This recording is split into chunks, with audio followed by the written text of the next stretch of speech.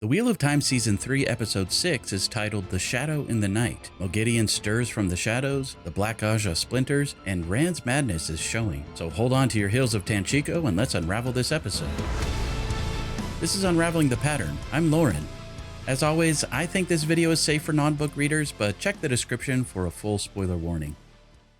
95 years ago, Liandrin was a way too young new mother in a terrible situation. She appears to have given birth to her son Eludron with no help, in what feels more like a dungeon than an actual room. What was likely her first manifestation of using the One Power came as a headshot weave of fire, which killed her jailers. This one was presumably the father of her child. Years later, Liandrin would use the same headshot weave as her signature attack. With no help, young Liandrin took refuge under the shackled man statue of Tanchico. Both Liandrin and Tom said this statue used to include two women, one to either side, but now only the shackled man on his knees remains. We'll talk more about the Hills of Tanchico song in a bit, but did you catch these lyrics which have a double meaning related to the shackled man, where one's not enough and three's too many, and two bring a man to his knees? Also, did you notice that the statue's left arm is broken or partially missing? The shackled man wears a collar that looks very similar to the Shanchan Adom collar that's used to control women who can channel, only apparently this is an older ter'angreal collar made to control a male channeler, which requires two female channelers to control him, each with a matching bracelet. The Black Ajah grabbed one of these bracelets from the 13th Depository in Episode 1, but now they're in Tanchico to find the second bracelet and the male Adom collar. Just as the young Liandrin was losing hope, she fell asleep under the statue, and that's when she got a special visit. Sammael was clearly visiting Liandrin in her dreams. Did you notice that everyone on the docks disappeared, and the lighting and sound matched what we've come to know as Tel'aran'rhiod, or the World of Dreams? You might be wondering, how could Sammael be out and about 95 years before he broke free from his seal at the Eye of the World? Remember, when Lews Therin trapped Sammael at the Eye over 3,000 years ago, he told Ishi that he would be conscious but not aware, like a dream. It turns out Sammael wasn't fully trapped, and had been influencing the world from Tel'aran'rhiod for the past 3 millennia. This is why the Black Ajah and Dark Friends remained organized and controlled. It's unclear if the Black Ajah existed before this point in the show's history, but I think we're supposed to believe that Liandrin is currently the leader of the Black Ajah. We know Liandrin swore her dark oaths in order to keep her son alive, and it appears she's been following orders from Sammael for the past 95 years, so the Black Ajah has been around for at least that long. But who is Liandrin taking orders from now? When Liandrin told the other Black Ajah sisters in Tanchico about the shackled man statue and Adom pieces in the city, she said the Chosen wouldn't want her to reveal this, but if they don't find the other pieces of the male Adom, that their master will not be pleased. So who is this master that Liandrin was talking about? Now, the obvious answer is the Dark One. But remember, the Dark One doesn't even talk to all of the Forsaken, only his chosen leader, the Nameless. So it's very unlikely the Dark One is ordering Liandrin directly, unless she's still following orders from Sammael, even though he's dead. We know Sammael was Nameless, and the Dark One supposedly hasn't talked to any of the remaining Chosen since Ishi's death. The other possibility for Liandrin's master could be Lanfear. Once Sammael freed Lanfear back in Season 2, she almost immediately recruited Liandrin to work for her. She killed Liandrin's son, claiming Liandrin couldn't get out of her dark oaths and would have to serve no matter what. When Lanfear met with Liandrin in her dreams at the Hall of the Tower, where Liandrin was dreaming of being the Amaryllis seat, Liandrin mentioned that all of the Black Ajah used to be loyal to Sammael, but now she hears he's dead. Who told Liandrin that Sammael was dead? Did she just hear the stories from Falm? If that's the case, it's likely the other Black sisters also know of his death. Lanfear tells Liandrin that a group of 5 Black Ajah sisters is too big a prize for the other Chosen to ignore, and that it's very likely Ravin has recruited one of Liandrin's cabal already. And clearly Moghedien has been keeping an eye on them as well. I'm not sure this was her at the start of this scene, but somebody was definitely watching Liandrin from the shadows before Lanfear showed up. Who else could it be if not Moghedien? While Lanfear claims dominion over Tel'aran'rhiod, Moghedien always boasted of being even better at dreamwalking than Lanfear, though she'd never say that to Lanfear's face.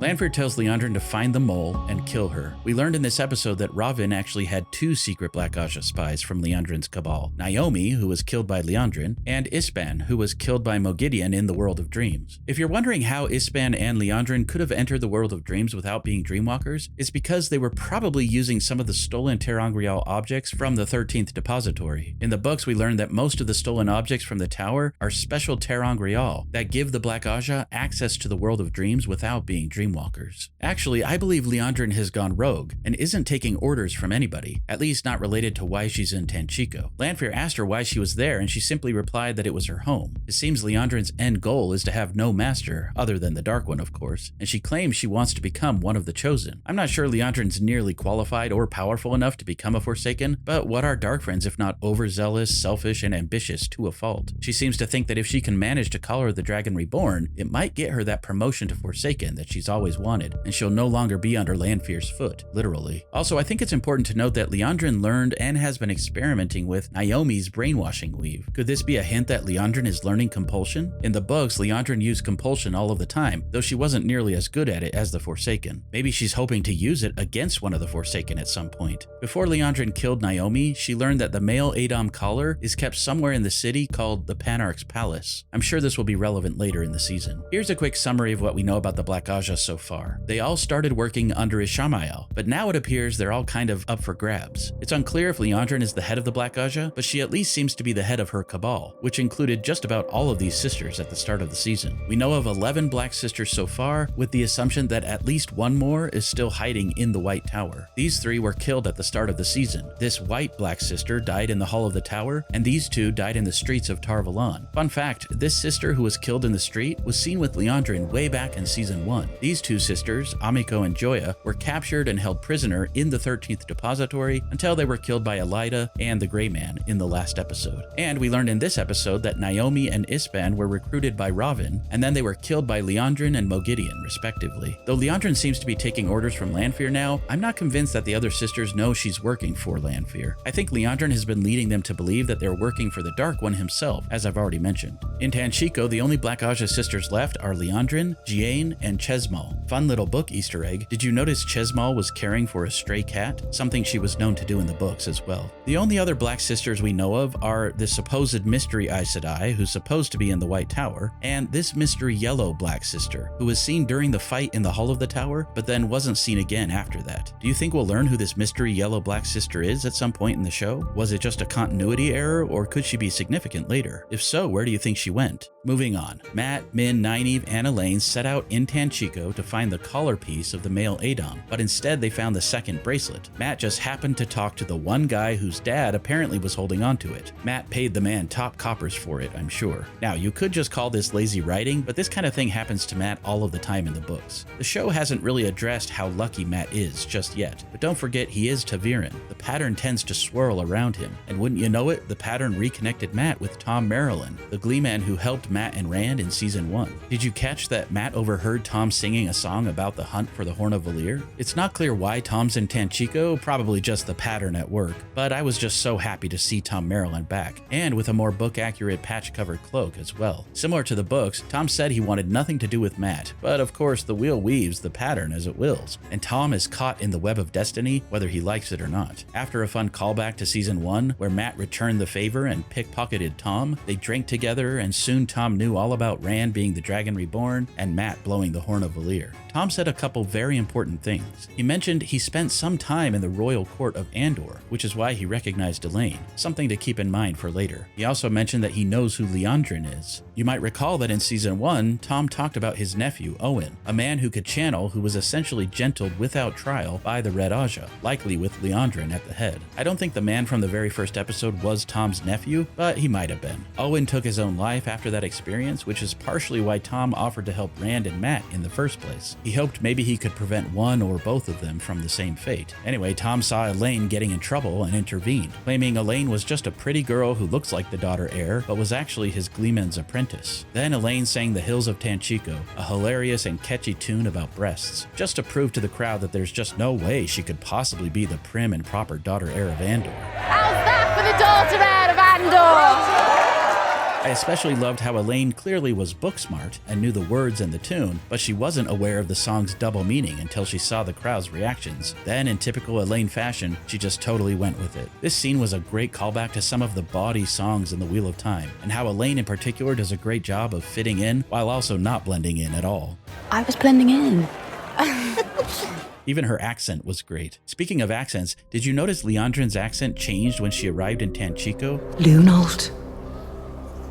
You still here after all this time? I love that Kate Fleetwood intentionally made this choice as an actress to follow this little detail from the books, where we learn Liandrin despises her Tanchico roots and tries not to fall back into the Tanchico accent, but can't always help it, especially when she gets angry. Min and Nynaeve also got to know each other better over drinks, and they learned about Liandrin staying in the old Lunault estate. Ispan overheard their conversation and went to report her findings to Ravin in the dream world, but found Moghedien there instead, which led to her death and led Moghedien to Nynaeve and Elaine. In a direct callback to a very similar scene in the books, Moghedien used compulsion on the girls to get information from them. Compulsion, when done well, can make a person completely obedient and eager to serve, as we saw with Elaine and Nynaeve in this scene. Nynaeve became very honest about her block, saying she really is just scared of all of her power. Moghedien was weirdly kind to Nynaeve, which I just love to see. Did you notice that Moghedien immediately sensed Elaine's and Nynaeve's potential with the One Power? This is something all Aes Sedai can do in the books, but perhaps in the show it's another ability that's been lost since the Age of Legends, so now maybe only the Forsaken know how to do it. Moghedien convinced the girls to hand over the bracelet, and in this awesome moment, we saw a hint of Nynaeve resisting compulsion. Another thing to know is that compulsion isn't as effective on strong-willed minds. Moghedien left Nynaeve with a cut and told the girls to forget ever seeing her, but then the girls complained of headaches. So Ravin appears to be even better at compulsion than Moghedien, as we never heard of headaches from those he compelled earlier in the season. That said, we did see Elida's hand shaking after Gabriel left, so maybe this is a symptom of Ravin's compulsion. Or maybe the symptoms have less to do with compulsion and more to do with fighting it. Before moving on, let's quickly take a look at the updated Forsaken tracker. Not much has changed, though Sammael appears to either be dead or more likely captured at the end of this episode, which I haven't talked about yet, but I'll update his location to be Aiel Waste and his status to be maybe dead. Also, one other quick thing to note is that Moghedien revealed that the two previous Grey Men who were sent by her were specifically sent to kill Elaine because supposedly Moggy was doing a favor for Ravin, who wants Elaine dead. Remember, Ravin is currently manipulating the Queen and Court of Andor as Lord Gabriel, so it makes sense he would want Elaine out of the way to perhaps give him a better chance to take over Andor. Moghedien then revealed that she kind of likes it when Ravin doesn't get his way, so she let Nynaeve and Elaine live. Back in the Two Rivers, Perrin received help from the village wisdom, Daze Conger, and he and Fael connected even more. Fael taught him something she learned from her father. It's better to take care of the living than to weep for the dead. Once the living are cared for, then you can take the time to mourn for those who died. This is something that Rand will also have to come to terms with, but I'm getting ahead of myself. Later, Perrin and Fael learned even more about each other. Perrin told her of his wife, Layla, and how he killed her by accident during the first Trolloc attack. We learned that Fael comes from one of the borderland countries up here called Saldea, and that both of her parents were generals, as she and her brother were soldiers. In a pretty big change from the books, Fael said that her mother was a Darkfriend and tried to get Fael to swear the oaths, but Fael ran away instead. She told her brother, and he ended up being killed by her mother. My favorite line from these interactions came from Perrin. There's so much darkness in this world, Fael. But when I look at you, all I see is light. Later, Perrin showed Fael the picture of Mat with the Horn of Valyr and told her it was already found and blown. So her hunter for the horn career is probably going nowhere. Then he kissed her. I know this feels a bit rushed from the books, but the show just doesn't have enough time to really develop all of these things as much as we'd like. With that in mind, now's a really good time to say, if you've been enjoying the Wheel of Time Season 3 so far and want to get a Season 4, and if you want more episodes and more time to really flesh out these characters and stories, the absolute best thing you can do right now is to properly watch the show on Prime Video and to not pirate the show or watch it on someone else's account. If you don't have a Prime account, sign up for it, even if it's just for 1 month. If you're not paying for the ad-free tier, maybe consider upgrading just for 1 month. And don't forget to watch the show on repeat. Also, some awesome people are hard at work behind the scenes with a fan-made campaign to try and really push Amazon and Sony to greenlight Season 4. So keep an eye on this space as more details unfold. Back to the episode. Alana nearly died from her wounds taken from the White Cloaks in the previous episode. Thankfully, the wheel weaves as it wills, and it turns out not one, but both of Mat's sisters, Bode and Eldrin, who are apparently twins in the show, confirmed Alana's theory that the blood of Manetheren truly is alive and strong in the Two Rivers. I'm not sure if Bode and Eldrin linked to channel, or if they just channeled intuitively together, but Alana guided them by telling them the same thing she teaches all novices: picture a rosebud in your mind. Then they were able to heal her. Just imagine how much better better all of this would have been if the show had been given more time and budget to flesh all of this out even more. And apparently Padan Fain is back, and by the looks of things, he's the one responsible for all of these Trollocs in the Two Rivers. It's unclear right now why he and the Shadowspawn are in the Two Rivers, or who Padan Fain is working for now that Ishamael is dead, but I'm sure we'll learn more soon. We learned in a previous episode that the White Cloaks were waiting for reinforcements before they made their move on the village to get Perrin. Well, it appears Padan Fain's group intercepted the reinforcements and put on their White Cloak uniforms. I particularly like the way that Padan Fain's Dark Friends looked, all haggard and seemingly vacant. I keep hoping the show does Padan Fain justice, making him more like his book counterpart, so maybe this is a hint of some deeper backstory for his character, which I won't get into now. At the end of the episode, Bane, Chiad, and Fail saw an army of Trollocs exiting the Waygate outside of the Two Rivers, promising an epic battle to come. Soon Golden Eyes will have to lead his people to war, whether he wants to or not. And last but certainly not least, let's go to the Aiel Waste to check in on Rand, Egwene, Moraine, Lan, Aviendha, and the Aiel. Egwene continued her dreamwalking lessons with the Aiel Wise Ones. They scolded her for entering the dream world without their permission and for lying. Egwene quickly admitted that she lied about being an Aes Sedai as well. A surprise for book fans, I'm sure, as this confession from Egwene was a very big deal in the books that seemed to just be quickly swept under the rug for the show. Did I mention we need more episodes and budget, Sony and Amazon? The Wise Ones reminded us once again that there's a difference between Teleron-Riyadh and a person's normal dreams. They said she likely has no chance against Lanfear in Teleron-Riyadh right now, but maybe she could stop Lanfear in her own dreams. I personally really like how they're handling all of this in the show so far. If you're confused about the differences between dreams and the dream world, check out my episode 5 Unraveled video for more information. Apparently Egwene still has a lot to learn. Even in Egwene's dream, Lanfear managed to pull her out to Teleron-Riyadh and to lock out the Wise Ones. She made Egwene appear in her Damane uniform and haircut while tied to a wheel, similar to what she did to Rand in Season 2.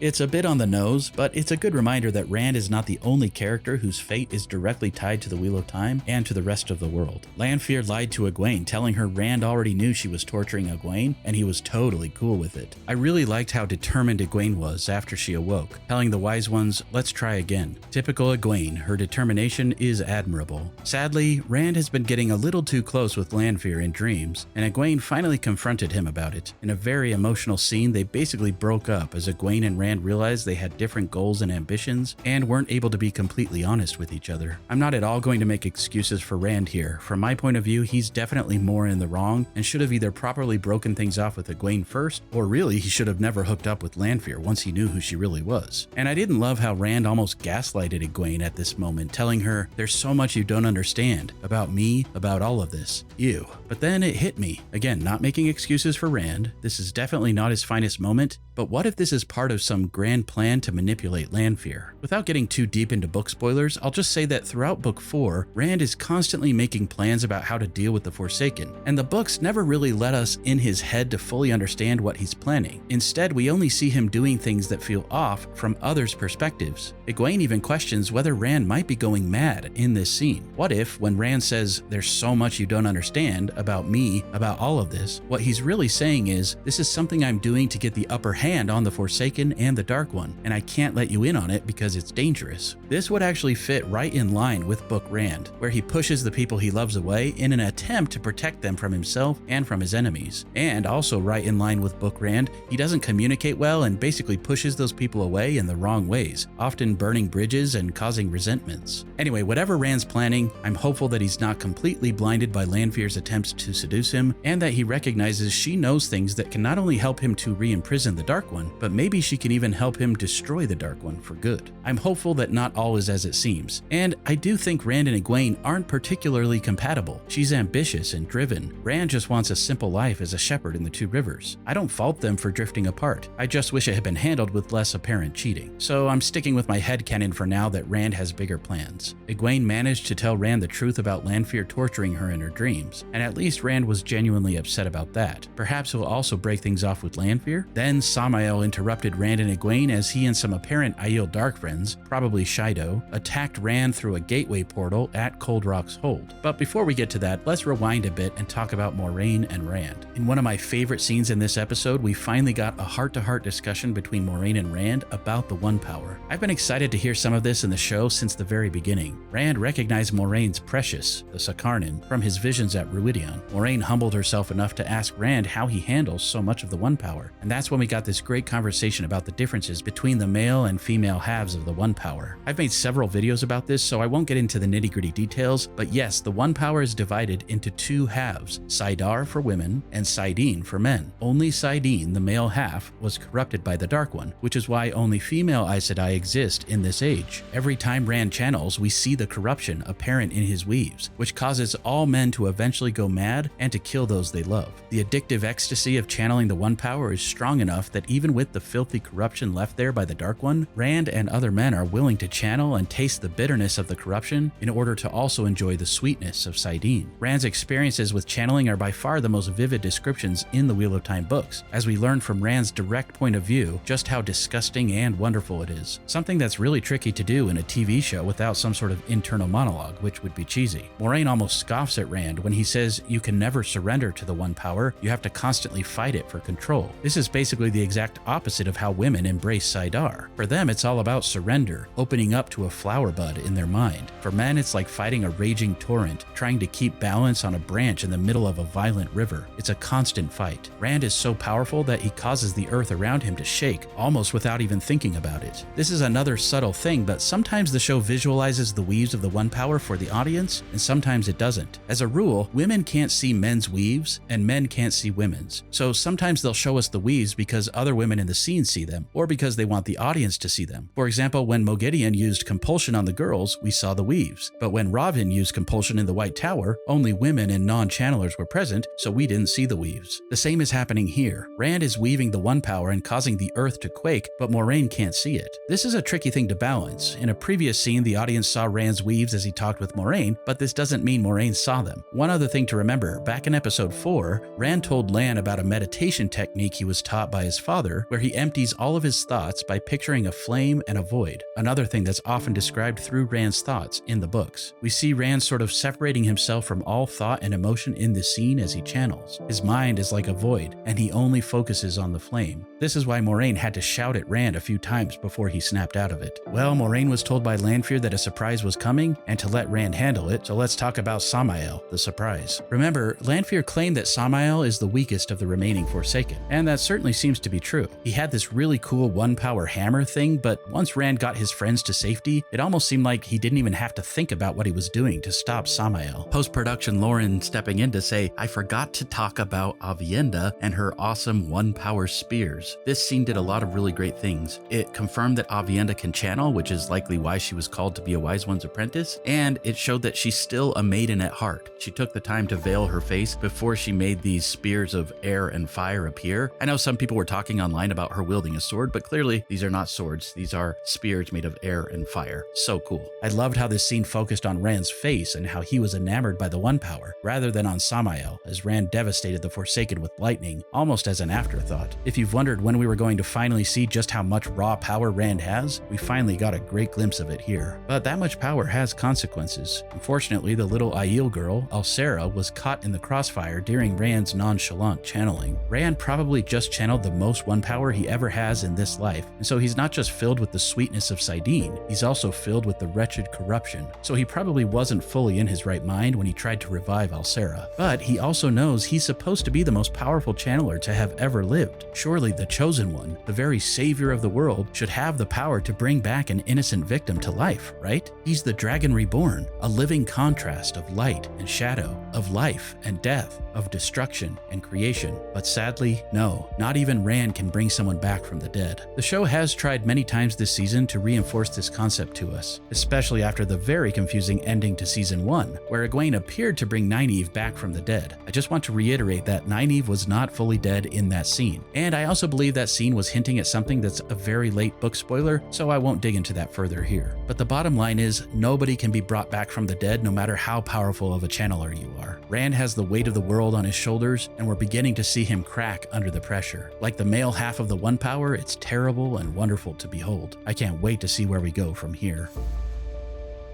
And that's it for this one. Thanks for watching, liking, and commenting respectfully. Please help me get to 50,000 subscribers by the time Season 3 ends, and special thanks to my Patreon and YouTube supporters. Your support means so much to me, and I really couldn't do this without you. And until next time, let the dragon ride again on the winds of Prime.